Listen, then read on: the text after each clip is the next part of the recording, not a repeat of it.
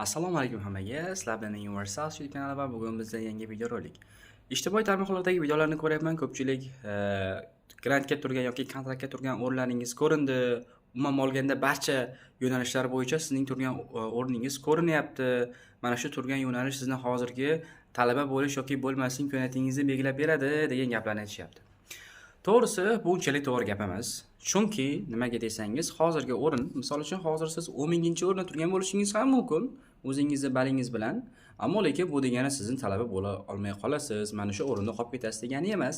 Nimaga desangiz, birinchi navbatda bir narsani hisobga oling.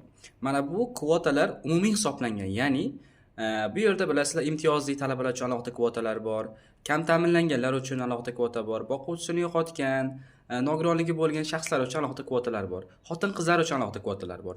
Mana shu barcha kvotalar hisoblanib, mana shu kvotalar ketma-ketlikda hammani birlashtirib hozir hisoblanyapti. Shuning uchun ham ko'plab talabalar past o'ringa tushib qolyapti. Bu lekin keyinchalik filtr bo'ladi. Ya'ni filtrlanish natijasida siz hozir 10.-o'rinda turgan bo'lsangiz, keyinchalik 5.-o'ringa chiqib qolishingiz ham mumkin. O'shaning uchun hozirdan xulosalarni chiqarmang va mana shu filtrlar tugashini maslahatim, kuting, biroz sabr qiling. Agar yo'nalish tanlashga qiynaladigan bo'lsangiz, ya'ni mana bu ballar yuqori, men past o'rinda turibman, talaba bo'la olmay qolsamchi deb turgan bo'lsangiz, ozroq kuting. Hali biroz vaqt bor yo'nalish tanlashga, balki shu paytgacha e'lon qilinib qolishi mumkin. Va shuningdek, agar hali ham o'zingiz ikkilanayotgan bo'lsangiz, balingiz bo'yicha qaysi universitetga topshirishni bilmayotgan bo'lsangiz, men sizga o'zim 5 ta oliy ta'lim muassasasini hamda yo'nalishlarini tanlab beraman. Buning uchun Telegramdan murojaat qilsangiz bo'ladi.